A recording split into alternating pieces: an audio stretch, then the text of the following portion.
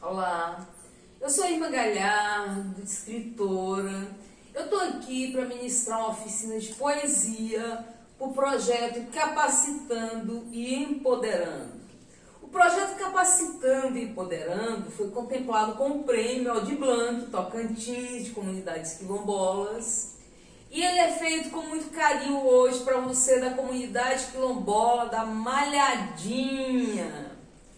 E a gente vai falar de poesia porque é necessário, porque a poesia humaniza, porque a poesia contribui para formar seres humanos mais plenos, mais participativos, mais empáticos, pessoas que a gente está precisando, né?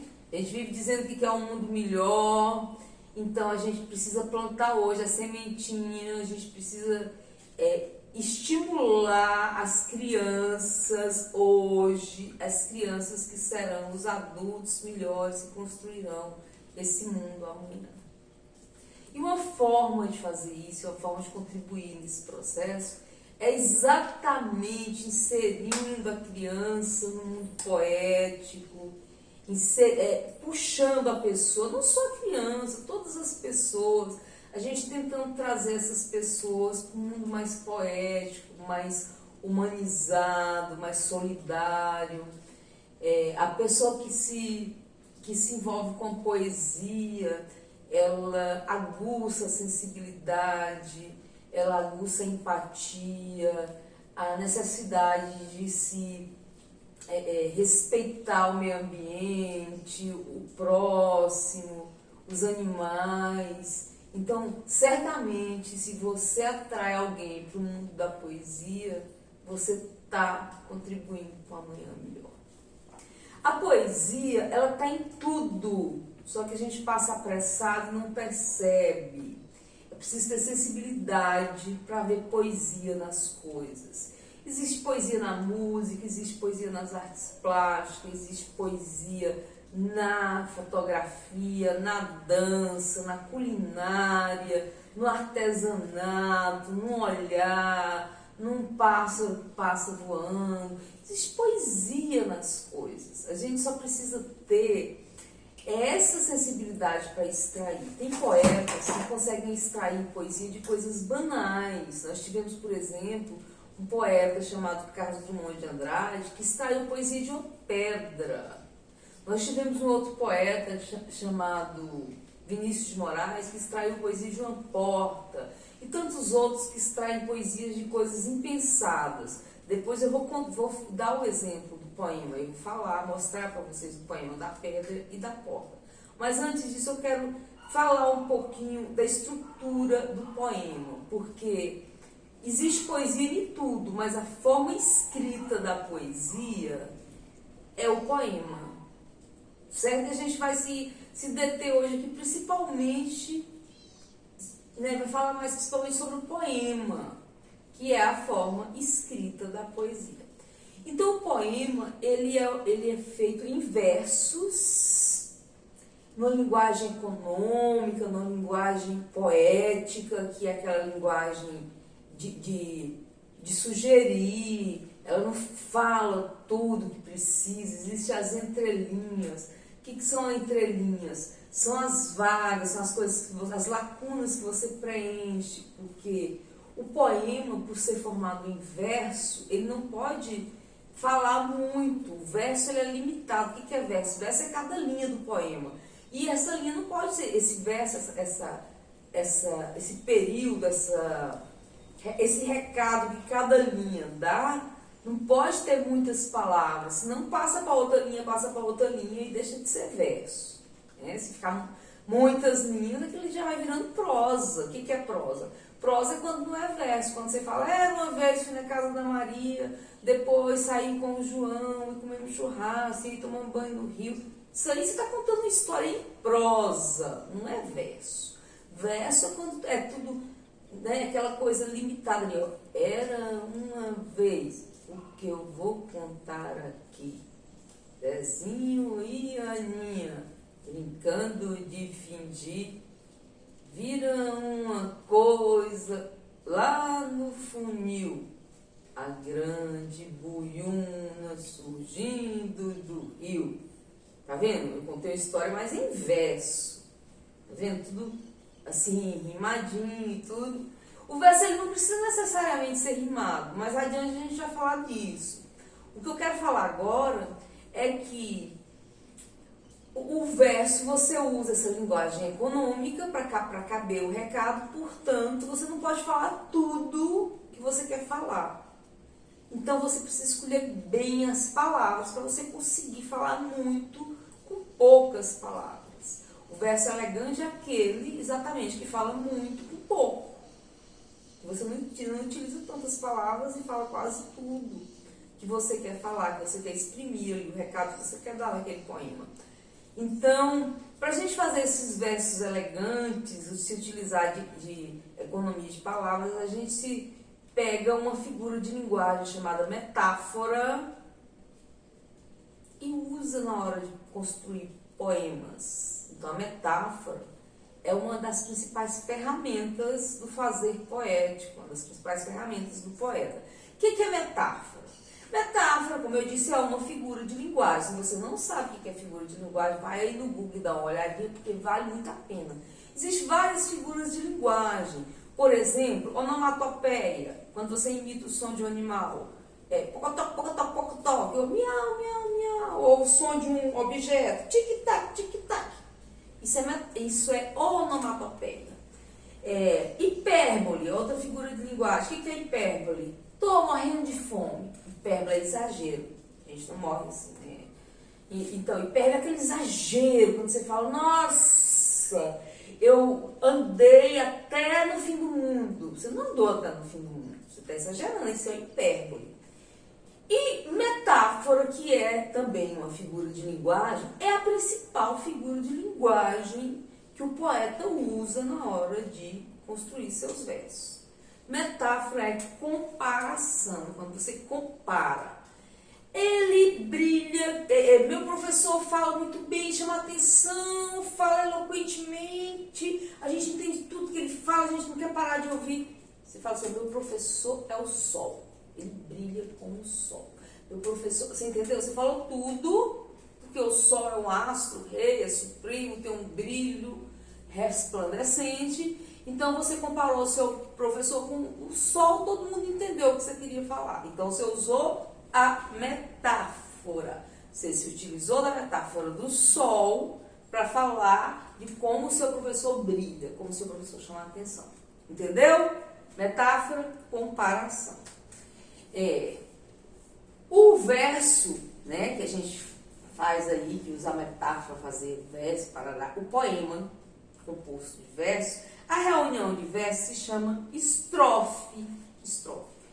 Né? O amontoado de versos, aquele conjunto de versos, é uma estrofe. O poema ele pode ter várias estrofes. A estrofe, ela com 2 versos se chama dístico. A estrofe com 3 versos se chama terceto. A estrofe com 4 versos se chama quarteto. E aí existe poemas com estrofes de vários versos, vários tamanhos. Antigamente, o poema precisava ser metrificado e rimado. O que é isso? Rima é o combinamento aqui, dá tudo combinadinho, sabe? Quando fala assim, batatinha quando nasce, esparrama pelo chão. Mamãezinha quando dorme, põe a mão no coração. Você viu que o chão rimou com o coração. Né? Então, rima é essa coincidência de sons no final na palavra final dos versos. Né? Geralmente, a última sílaba do último verso, da segunda e do segundo.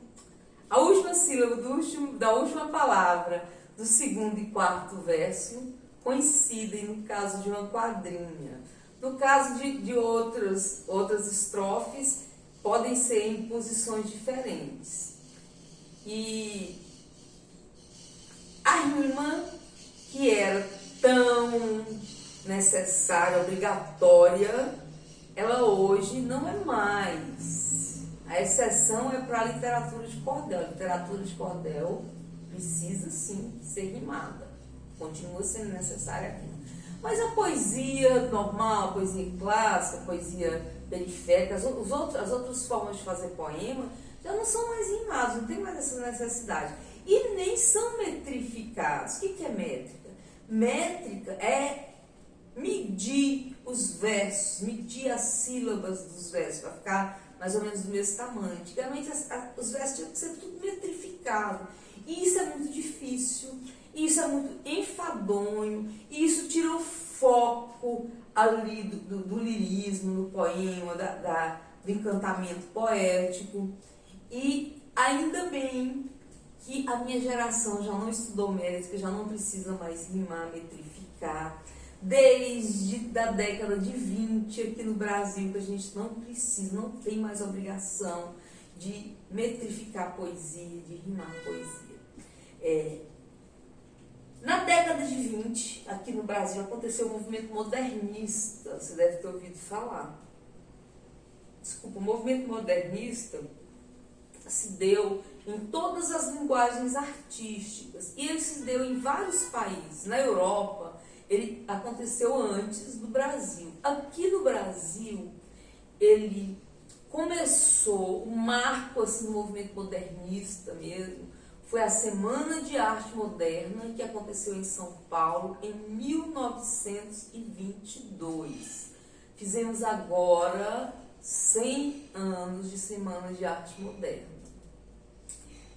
Quando a Semana de Arte Moderna aconteceu, não foi bem aceita, foi muito criticada, chocou a sociedade na época, porque a proposta era muito ousada, era uma proposta assim, que não agradava muito, porque era exatamente tirar a arte da caixinha, era fazer uma arte mais, apresentar uma arte mais livre, mais rebelde, mais crua, mais autêntica, sem regras, sem seguir regras.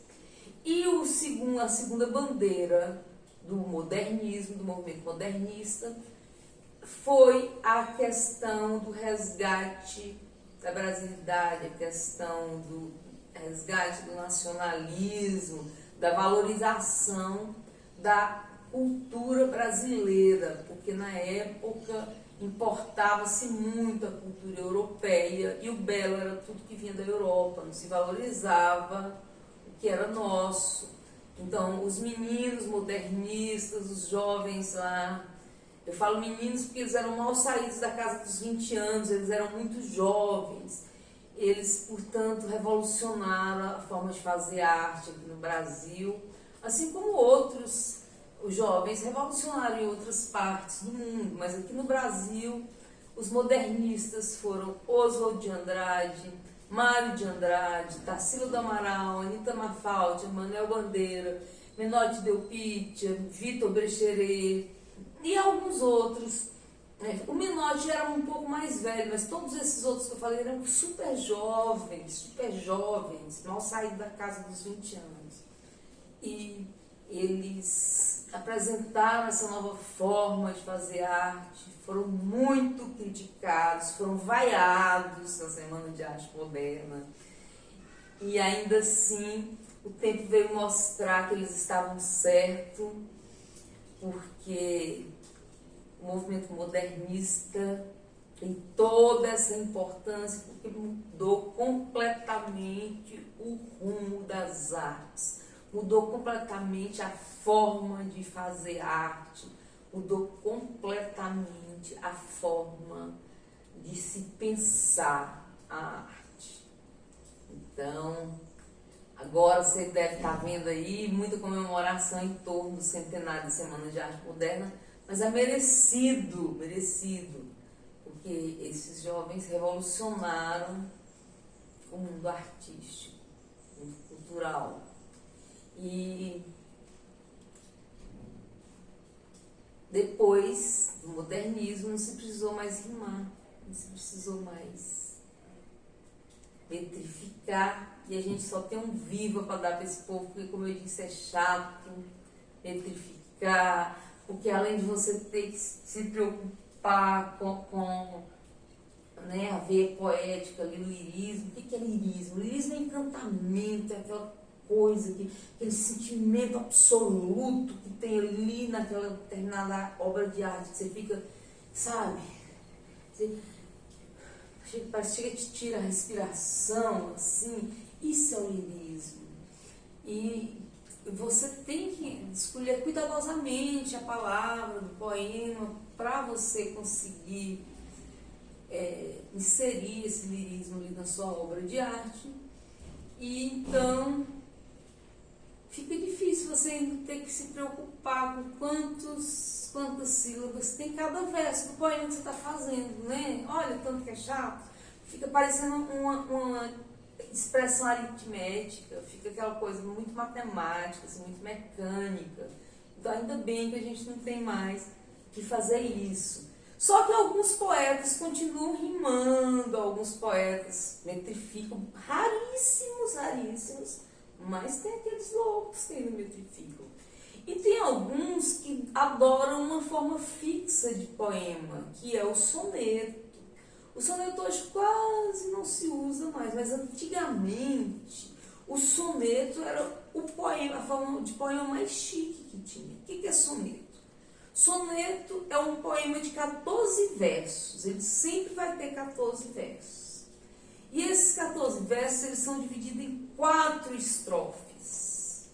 As 2 primeiras estrofes são compostas de 4 versos cada uma, então são quartetos. E as 2 últimas estrofes são compostas de 3 versos cada uma, então são tercetos. O soneto tem, portanto, 14 versos, dividido em 4 estrofes, sendo as 2 primeiras quarteto e as 2 últimas terceto. Conta aí, ó. 4, 8, 11, 14.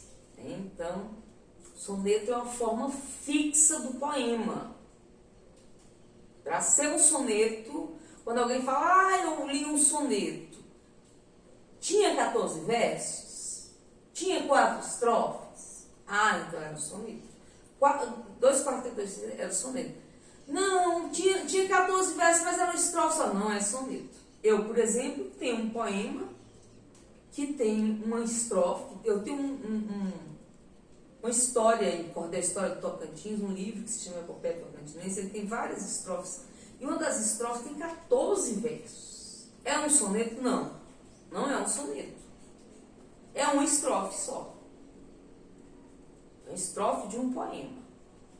Então, para ser soneto, ele precisa ser um poema de apenas 14 versos. E esses 14 versos têm que ser divididos em 4 estrofes. As 2 primeiras estrofes, quarteto, as 2 últimas estrofes, terceiro. Entendeu? Alguns escritores se aventuraram na arte do soneto e foram magistrais, e foram gigantes.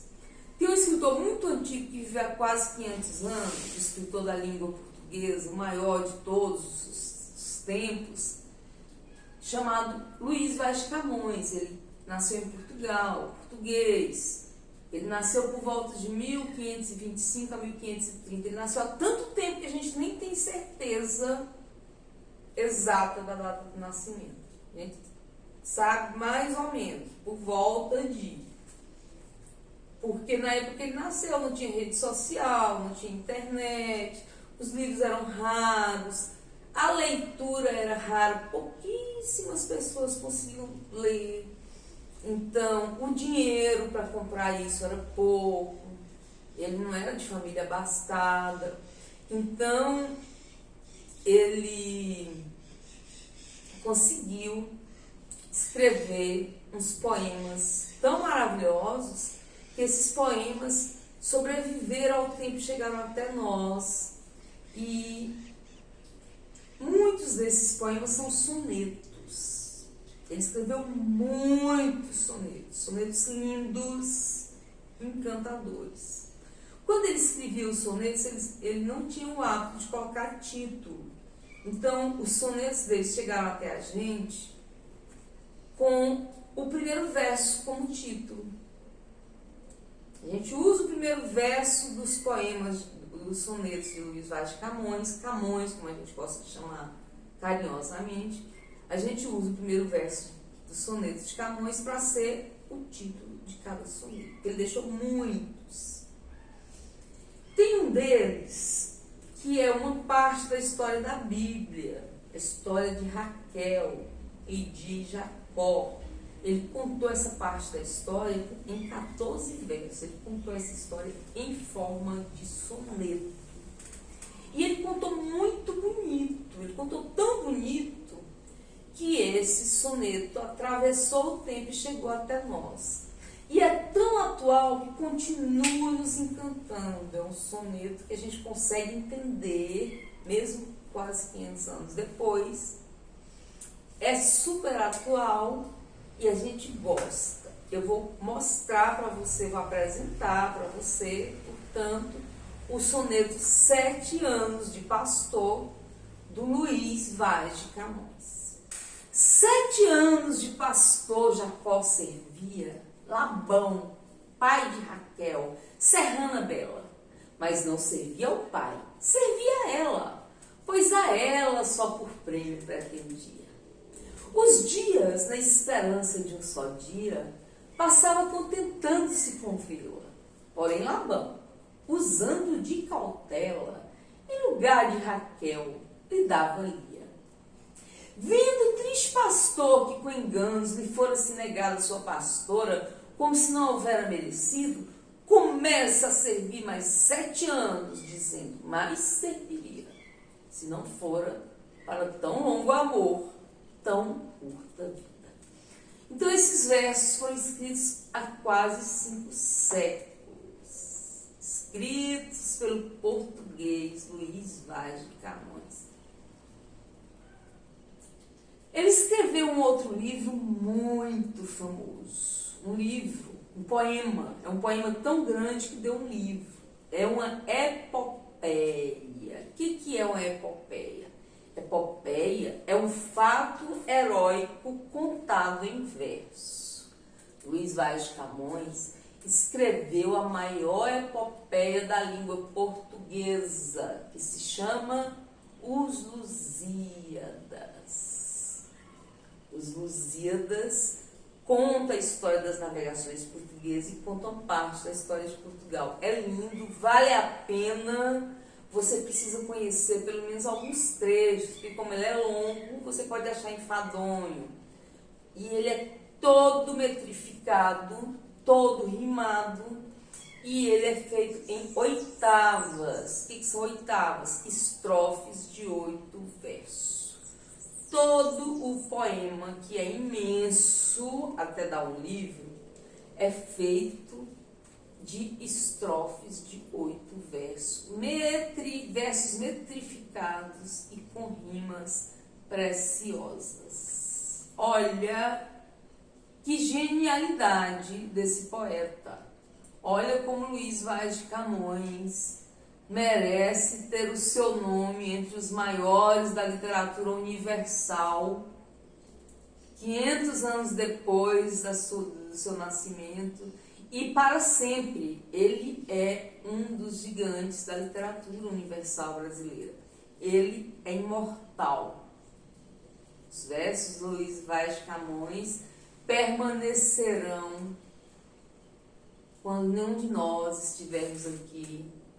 E quando futuras gerações já não tiverem mais, daqui a alguns milhões e alguns mil anos, se existir a escrita, se existir ainda o ser humano na Terra, Luís Vaz de Camões está aí presente com seus versos, está aí presente com a sua poesia encantadora. Então, voltando aqui ao soneto, lembrando aqui que o Brasil também tem bons sonetistas, e nem tão antigos assim. Tem os de antigamente, que a gente estudou, já não lembra tanto, mas tem um nosso contemporâneo que a gente lembra porque ele é muito presente. Ele morreu há poucas décadas, mas ele é ainda muito vivo entre nós, porque os seus poemas estão nos livros didáticos, estão na música, e eu me refiro a Vinícius de Moraes. Vinícius de Moraes, ele deixou muita coisa escrita e ele foi tão grandioso na arte de escrever poesia que ele, além de fazer belas canções, ele fez poemas maravilhosos e sonetos. Ele escreveu muitos sonetos, sonetos lindos, sonetos perfeitos. E ele tem um soneto que é tido como o poema mais popular, mais famoso da literatura brasileira. Porque Camões é da língua portuguesa, né? Portugal e todos os países da língua portuguesa. E o Vinícius de Moraes é da língua brasileira, do nosso Brasil, do nosso país. Então, o Vinícius de Moraes escreveu o Soneto da Fidelidade, que é um soneto famosíssimo, está em música, está em livros, e é bem atual, né? Porque o Vinícius foi aqui nosso contemporâneo. A gente lembra da minha geração, a minha geração lembra da morte de Vinícius. De tudo ao meu amor serei atento, antes e com tal zelo, e sempre e tanto, que mesmo em face do maior encanto, dele se encante mais meu pensamento. Quero vivê-lo em cada bom momento e em seu louvor, e de espalhar meu canto, e rir meu riso, e derramar meu pranto, ao seu pesar ou ao seu contentamento. E assim, quando mais tarde me procure, quem sabe a morte, a angústia de quem vive, quem sabe a solidão, de quem ama, eu posso me dizer do amor que tive, que não seja imortal, posto que é chama, mas que seja infinito, enquanto dura. Então esse poema o Vinícius de Moraes escreveu assim muito assertivamente, é um poema que está aí nos livros didáticos, é um poema preferido dos enamorados, é campeão de pedidos, né, no mês de junho, e as pessoas gostam mesmo, ele conseguiu acertar, ele conseguiu emocionar e continuar emocionando gerações. Então tá aí o soneto, só pra gente fixar. Soneto é um poema composto de 14 versos, dividido em 4 estrofes.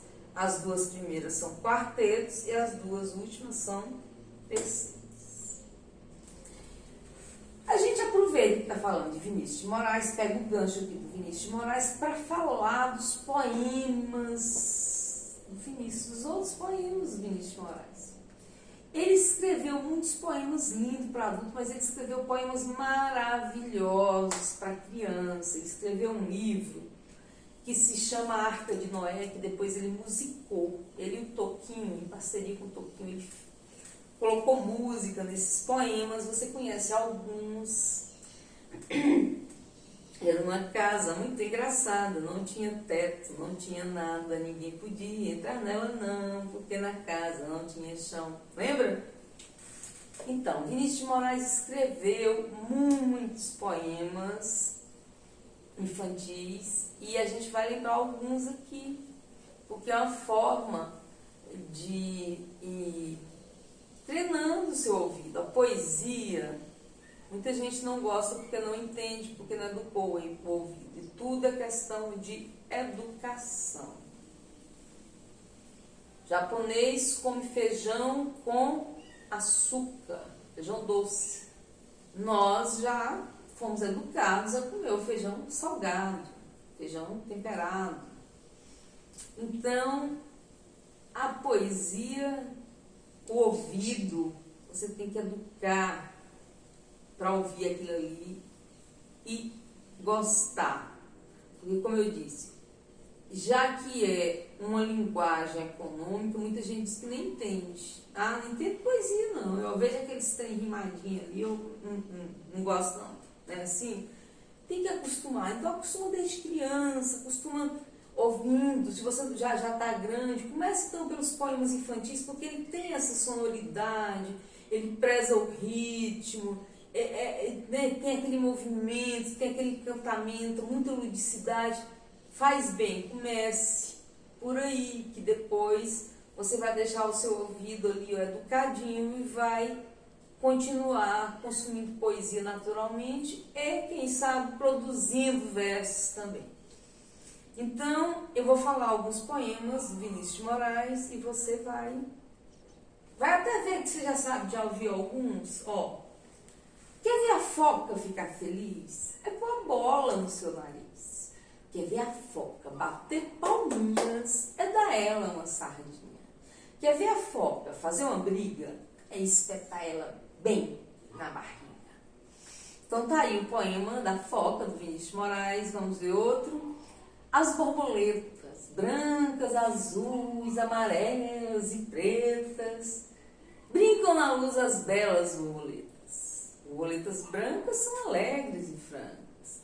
Borboletas azuis gostam muito de luz. As amarelinhas são tão bonitinhas. E as pretas, então? Oh, que escuridão! O que mais do Vinícius de Moraes que você sabe, que você conhece? O da porta que eu te falei. Lembra que eu falei que ia falar um poema da porta? Que ele usou a metáfora da porta para falar de alguma coisa, conseguiu extrair poesia da porta? Ó. Eu sou feita de madeira, matéria morta. Mas não há coisa no mundo mais viva que a porta. Eu abro bem com cuidado para passar o namorado. Eu abro de supetão para passar o capitão. Eu abro devagarzinho para passar o menininho. E abro bem prazenteira para passar a cozinheira. Só não abro para aquele que diz, e a mim bem pouco importa, que se uma pessoa burra, é burra, feito uma porra. Então, tem mais. O poema é maior, esses são fragmentos. E os versos devem estar até trocados, porque eu aprendi esses versos quando eu era bem pequenininha. Daí a importância de você apresentar a poesia quando criança ainda, de você ser introduzido na poesia quando criança, porque aquilo ali fica, você não esquece. A memória de criança é uma coisa maravilhosa, né? Todos os poemas infantis que eu lembro vêm lá da minha infância, vêm lá dos meus livros didáticos. Eu tive a felicidade de ter livros didáticos maravilhosos, com muito poema infantil. E assim, que coisa boa, porque aprendi lá, e não esqueci mais, levo para a minha vida. Então, tinha um, por exemplo, do Manuel Bandeira, que é Porquinho da Índia. Eu tinha 6 anos quando eu aprendi. O poema fala de 6 anos. Então, nossa, como esse poema foi significativo para mim na época. Quando eu tinha 6 anos, ganhei um porquinho da Índia. Que dor de coração me dava. Porque o bichinho só queria estar debaixo do fogão. Levava ele para a sala, para os lugares mais limpinhos. Ele não gostava. Queria estar debaixo do fogão. Não fazia caso nenhum da minha ternurinha. O meu porquinho da Índia foi a minha primeira namorada. Olha que bonitinho, que lirismo que existe nesse poema, né? Isso é Manuel Bandeira. Manuel Bandeira é um dos 5 gigantes, um dos 5 poetas que você precisa conhecer, precisa apresentar para a criança que está próxima de você, para você ajudar nessa educação literária. E são 5 os poetas principais aqui do Brasil, os melhores para você começar a consumir poesia, os melhores para te fazer apaixonar pela linguagem poética. Quais são esses poetas? O primeiro é o Carlos Drummond de Andrade, o poeta maior. Ele é tido pela literatura, pela crítica literária como poeta maior. Ele é, de fato, o nosso poeta mais maravilhoso. Ele já morreu, mas ele continua muito presente. Os versos dele estão espalhados por todo lugar, pela música, pelas artes plásticas, pela dança. As pessoas fazem releitura da obra do Carlos Drummond de Andrade em todas as linguagens culturais, as linguagens artísticas.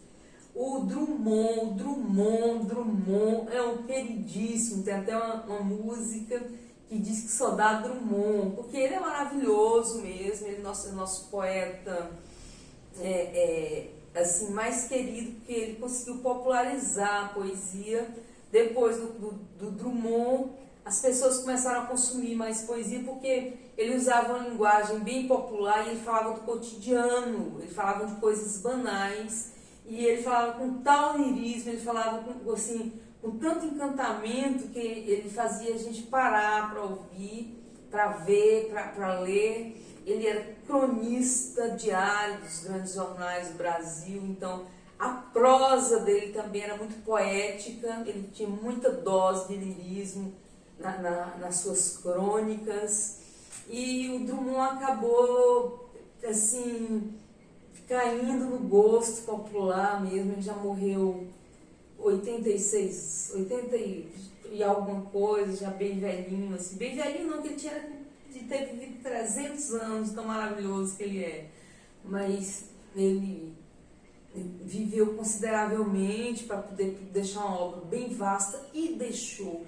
Ele produziu abundantemente, ele tem poemas maravilhosos. Você pode pesquisar aí no Google e pode saborear todos eles, degustar todos eles, porque o Drummond é perfeito em qualquer um dos seus poemas. Então, se tiver escrito embaixo Carlos Drummond de Andrade, se atire, leia, porque o Carlos Drummond de Andrade é o melhor de todos nós aqui no Brasil, em termos de escrita poética, tá? Então, eu tinha falado antes que ele conseguiu extrair poesia da pedra, lembra? Que o Vinícius de Moraes extraiu poesia da porta, e ele extraiu poesia da pedra, e portanto, se eles conseguiram extrair poesia de coisas tão banais, a gente consegue extrair poesia das belezas aí da comunidade quilombola da Malhadinha, né? A gente consegue extrair poesia das belezas naturais do nosso estado, da história cultural do nosso estado, da história separatista, de tudo que tem aqui de maravilhoso no nosso Tocantins. Então, é só uma questão de treino, é uma questão de aguçar a sensibilidade, desenvolver o olhar poético. Eu vou falar da A Pedra, o poema do Drummond, que eu também comentei quando eu me referi à metáfora. Lembra a figura de linguagem? Então, o Drummond ele usou a metáfora da pedra. Ele estava sentindo uma dor muito grande, porque ele tinha perdido o filho dele, o filho nascituro, o filho que ia nascer. Então, foi terrível esse fato para ele, e ele não conseguia fazer muita coisa, como se ele tivesse impossibilitado de seguir, e ele utilizou a metáfora da pedra para falar dessa dor. Ele comparou essa dor gigante com a pedra no meio do caminho dele. Esse poema se tornou polêmico, porque na época as pessoas não entendiam muito bem o que ia dizer, mas o poema atravessou as décadas e continua aí sendo campeão de análise em vestibulares e em concurso, exatamente porque é um poema que tem uma história muito, né, uma história assim, né, muito humana por trás, e é um poema muito simbólico. Então eu vou falar aqui. Tinha uma pedra no meio do caminho tinha uma pedra no meio do caminho. Jamais me esquecerei daqueles dias na vida das minhas retinas tão fatigadas. Tinha uma pedra no meio do caminho tinha uma pedra. Então tá aí o poema do Carlos Drummond de Andrade, é um bom exemplo para se entender a metáfora. Eu sempre uso esse exemplo para falar de metáfora, e eu uso também para falar que você pode extrair poesia de qualquer coisa. Lembra que eu já acabei de comentar isso? Eu uso o poema do Vinícius de Moraes, eu uso o poema do Carlos Drummond de Andrade para dizer que há poesia em tudo. Eu fiz um poema específico para essas oficinas de poesia que eu ministro, e o nome do poema é Poesia em Tudo, é para convencer você que qualquer um pode fazer poesia. E no poema eu dou o exemplo do Drummond extraindo poesia da pedra e do Vinícius extraindo poesia da porta. Quer ver como é que é o poema? A poesia está em todo lugar, só não vê quem não sabe olhar. Poeta não tem pressa, a criança também não. Para eles, a poesia brota como brotam as flores do chão. Drummond viu poesia até na pedra que havia no meio do caminho. Vinícius viu poesia até na porta, que é feita de madeira morta. Eu vejo poesia no porquinho do Bandeira, que com a sua andorinha passou a tua vida inteira. Aí eu vou falando de outros poetas que eu vou vendo poesia, que eles viram poesia, tá? Mas o importante é o recado dos primeiros versos, que a poesia está em todo lugar. Se você tiver paciência, você consegue extrair. É uma questão de sensibilidade, é uma questão de olhar duas vezes, é uma questão de olhar com o coração. Então, voltando aqui aos 5 maiores poetas que eu dizia que você precisa conhecer, lembra? Os 5 poetas maiores do Brasil. Então, um é o Carlos Drummond de Andrade, o nosso poeta maior, certo? Da Pedra. O outro é o Vinícius de Moraes, o nosso poetinha, querido poetinha, o da Porta, da Casa Muito Engraçada. O outro é o Manuel Bandeira, o do Porquinho da Índia, lembra? Quando eu tinha 6 anos, ganhei um Porquinho da Índia. O Manuel Bandeira é maravilhoso, o Manuel Bandeira é um dos modernistas lá, ó, da Semana de Arte Moderna. O poema dele, Os Sapos, foi lido na Semana de Arte Moderna. Então ele é uma espécie de bandeira. O nome dele, o sobrenome, veio bem a calhar. Inclusive o Carlos Drummond de Andrade fez uma brincadeira assim com ele. O Carlos Drummond de Andrade fez uma dedicatória para ele dizendo assim: seu nome para nós, Manuel, é Bandeira. Se referindo, é um trocadilho com o nome, mas é se referindo também ao fato do poema Os Sapos, do Manuel Bandeira, ter sido utilizado na Semana de Arte Moderna. E foi uma espécie de bandeira do movimento, porque o poema dizia que era uma alusão à sociedade brasileira que importava tudo que vinha da Europa, macaqueava a cultura europeia, né? Ficava repetindo como sapos, foi, não foi. Então os sapos eram os burgueses, eram uma referência aos burgueses brasileiros. Leia o poema Os Sapos. Inclusive, quando esse poema foi declamado na Semana de Arte Moderna, no museu lá em São Paulo, ele foi muito vaiado. Tá? Não foi declamado pelo Bandeira. O poema foi vaiado, acho que ele foi declamado pelo Oswald, eu não me recordo agora se foi pelo Oswald ou se foi pelo Mário de Andrade, por um deles. Ou a Anitta, por um dos modernistas, não foi pelo Mário Bandeira, ou pelo Manuel Bandeira, não foi pelo autor, tá? O autor só cedeu os versos, mas ele é o autor modernista dos versos, os sapos, que foi usado na semana. Então tá, voltando aqui aos 5 gigantes: Carlos Drummond de Andrade, Drummond, da Pedra, Vinícius de Moraes, da Porta, Manuel Bandeira, dos Sapos e do Porquinho da Índia, Cecília Meirelles. E aqui a gente tem que abrir um parêntese para falar da nossa querida Cecília Meirelles, que deixou uma obra tão vasta e tão importante para a poesia infantil brasileira.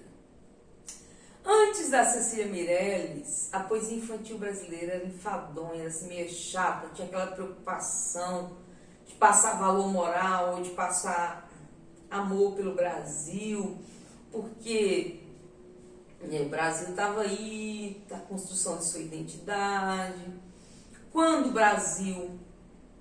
aconteceu a abolição quando aconteceu a independência do Brasil, Novos livros foram criados para contar essa história, novos livros didáticos, e era preciso poemas, criações literárias brasileiras para colocar nesse livro, e poemas que enaltecessem aquele país que estava sendo criado, né? Porque é assim que se fortalece a cultura de um povo, né? Vai colocando isso nos livros didáticos, os mitos fundadores, os poemas ali que contam aquelas histórias. Então era meio que sob encomenda a literatura infantil brasileira, a poesia infantil brasileira, antes de Clarice. Aí veio, por exemplo, o Parnasiani do Olavo Bilac, que escreveu muito poema infantil. Ele tinha essa preocupação de passar o valor moral, porque precisava daquele país que estava sendo construído, precisava de cidadãos, precisava de pessoas comprometidas com o trabalho. Por exemplo, o Olavo Bilac tem um poema que eu aprendi na infância, para falar na minha escola, que era sobre o trabalho. Tal como a chuva caída fecunda a terra no estio, para fecundar a vida, o trabalho se criou. Feliz quem pode, orgulhoso, dizer: nunca fui preguiçoso, e se hoje sou venturoso, devo ao trabalho o que sou. Então, eram os poemas antes da Cecília, tinha esse cunho nacionalista ou esse cunho moral, de valor moral. Então a Cecília é como se fosse sabe, aquele marco ali, né? É como se fosse um divisor de águas. Ela veio com o livro Ou Isto ou Aquilo, que revolucionou completamente, porque o livro trazia poemas que prezavam apenas a sonoridade, ou o ritmo, a ludicidade, essas coisas mesmo de criança, encantamento. Alguns poemas desse a gente vai ver aqui, e você vai ver como ela é encantadora e como faz sentido ela continuar sendo a preferidinha das crianças décadas depois da sua morte. Os poemas da Cecília estão aí nos livros didáticos abundantemente. Tem um poema dela, A Bailarina, que é o preferido das crianças nos concursos de poesia infantil. É impressionante quantas bailarinas aparecem. A bailarina é: essa menina tão pequenina quer ser bailarina. Não conhece o dó nem o ré, mas sabe ficar na ponta do pé. Não conhece o mi nem o fá, mas inclina o corpo para cá e para lá. Roda, roda, roda com os bracinhos no ar, não fica tonta e nem sai do lugar. Põe na cabeça uma estrela e um véu e diz que caiu do céu. Essa menina tão pequenina quer ser bailarina, mas depois esquece todas as danças e vai dormir como as outras crianças. O que mais da Cecília? O colar de Carolina. Com seu colar de coral, Carolina corre por entre as colunas da colina. O colar de Carolina colore o colo de cal e torna corada a menina. E o sol, vendo aquela cor do colar de Carolina, põe coroas de coral nas colunas da colina. O que mais da Cecília? As meninas. Arabella abria a janela, Carolina erguia a cortina e Maria olhava e dizia: bom dia. Arabella foi sempre a mais bela, Carolina, uma sábia menina. Maria, veja essa, veja outras, veja tantas lindas. Tem o último andar que é perfeita. No último andar é que eu quero morar, de lá se vê as estrelas, de lá se vê o mar. É linda.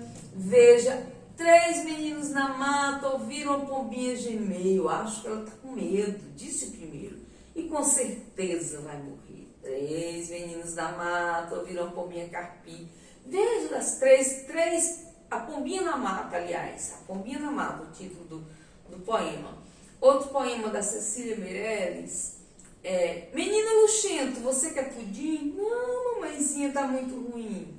Menino luxento, você quer salada? Não, mamãezinha, tá muito aguada. Menino luxento, você não quer nada. Menino luxento, pois tome palmada.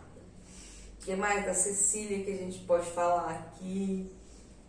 São tantas. Ou isso, aquilo, você compra o doce, não guarda o dinheiro, você guarda o dinheiro e não compra o doce, você põe a meia e não põe a luva e não põe o anel, você põe o anel e não põe a luva.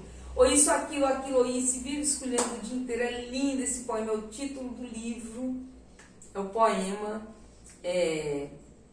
Quem me compra um jardim com flores, borboletas de muitas cores, leilão de jardim, é outro poema belíssimo. Gente, a obra da Cecília Meirelles é abundante, não só para criança, como para adulto. Tem um poema lindo que eu amo para adulto, que eu vou falar, que é o epigrama número 8. Encostei-me a ti, sabendo bem que eras apenas onda. Sabendo bem que eras nuvem, depus a minha vida em ti.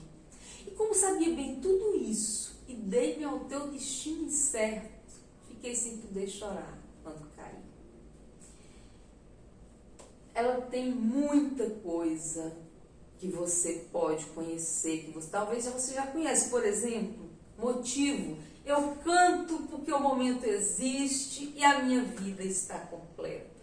Não sou alegre, nem sou triste. Sou poeta, irmã das coisas fugidias. Veja, esse poema é lindo e tantos outros, tanta coisa boa da Cecília Meirelles. Cecília, ela é tão querida e representativa que ela é a minha patrona na Academia Palmense de Letras. A gente tem que escolher um patrono. Eu escolhi a Cecília Meirelles porque ela foi a primeira pessoa em se preocupar em fundar uma biblioteca infantil no Brasil. E escreveu tantos poemas infantis maravilhosos, como eu escrevo literatura infantil, então eu achei muito simbólico tomá-la como minha patrona na Academia Palmense de Letras. O quinto, quem é o quinto poeta que eu disse que são 5 grandes que você precisa conhecer? O Mário Quintana. O Mário Quintana, que você já conhece alguma coisa dele. Todos que aí estão atrapalhando o meu caminho, eles passarão e eu passarinho. Esse poema é do Mário Quintana. E o Mário Quintana tem o Pirulim, Pirulim, Pirulim, que é um poema lindo para quem está começando, ó. Em cima do meu telhado, pirulim, lulim, lulim, um anjo todo molhado soluça no seu flautim. O relógio vai bater, as molas rangem sem fim, o retrato na parede fica olhando para mim e chove sem saber por quê. E tudo foi sempre assim, parece que vou sofrer, pirulim, lulim, lulim. Tem muita coisa boa que você pode ver do Mário Quintana. Ele tem um outro assim: nunca ninguém sabe se estou louco para rir ou para chorar. Por isso, o meu verso tem esse quase imperceptível tremor. A vida é louca, o mundo é triste. Vale a pena matar-se por isso? Nem por ninguém. Só se deve morrer de puro amor. Então veja o Mário Quintana, veja a Cecília Meirelles, o Vinícius de Moraes, o Carlos Drummond de Andrade, o Manuel Bandeira e tantos outros. Eu estou falando desses 5 que são os melhores para você começar. Ah, mas nós temos tanta coisa linda, tanta coisa boa, que, por exemplo, nós temos o Manuel de Barros, ó. O Manuel de Barros, ele escreve sobre as memórias inventadas da infância. Ele morreu já bem velhinho e deixou muitos poemas lindos, de uma linguagem bem simples.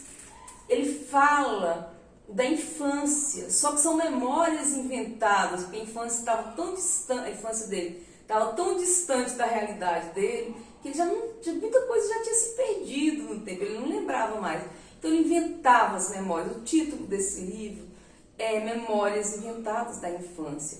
Manuel de Barros, ele tira poesia de coisas simples, e ele tem muito lirismo, e ele é maravilhoso. Você precisa conhecer a obra de Manuel de Barros. Vamos ler um poeminha dele aqui?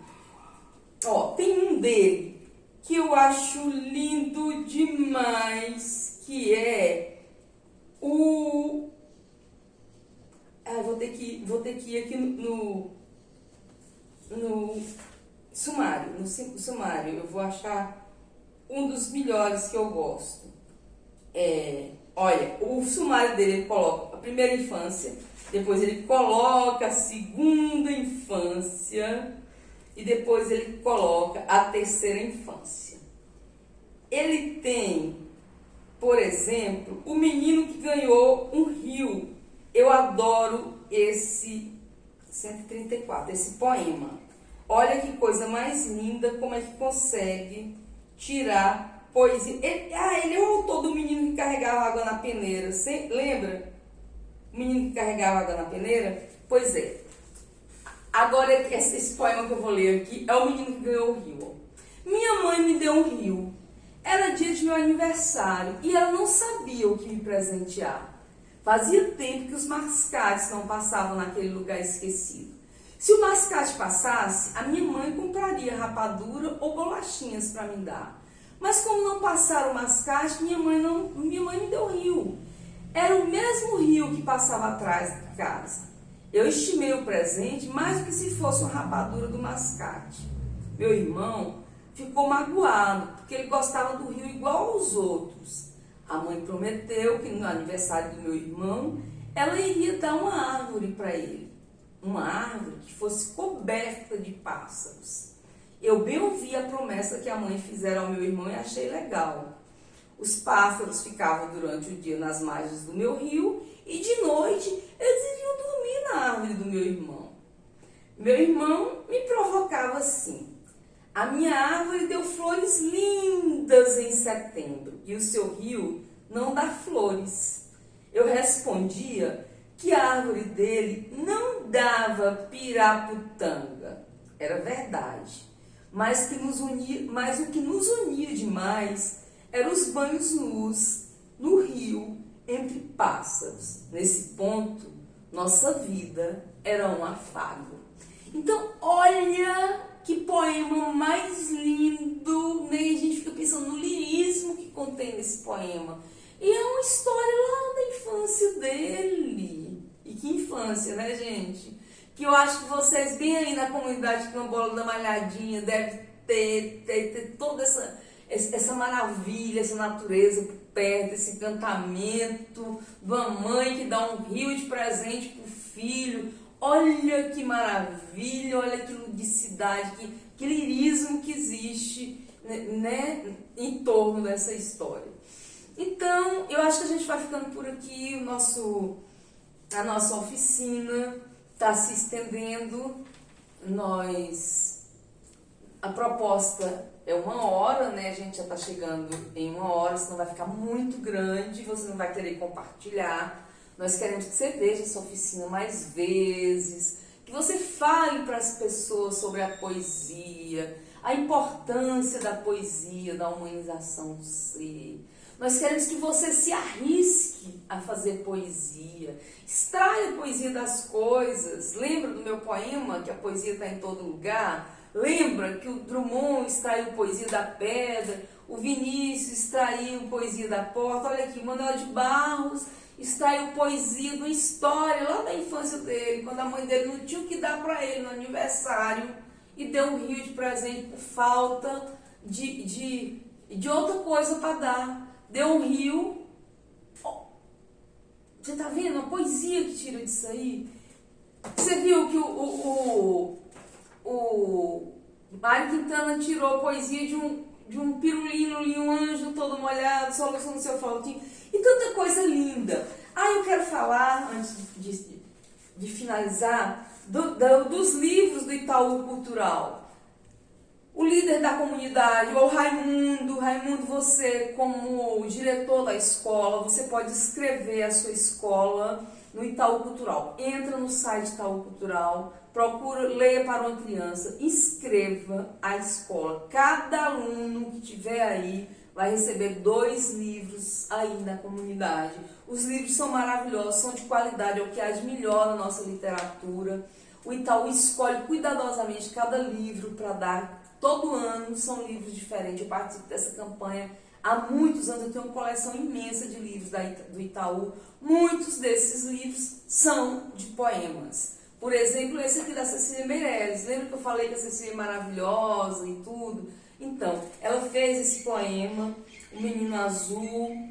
É um poeminha pequenininho que virou livro, mas é um livro tão lindo. Dá tempo de ler quantos minutos? Já encerrou?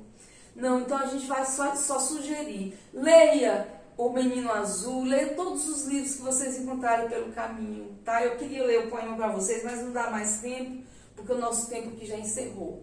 Então é isso. Fiquem bem. Semeie poesia pelo mundo, é necessário, como eu disse, a gente está precisando de poetas, está precisando de pessoas que desenvolvam a sensibilidade poética. Então, vamos inundar o mundo com poesia, vamos ler todos os livros que a gente encontrar pelo caminho e ser feliz. Fique bem, tchau!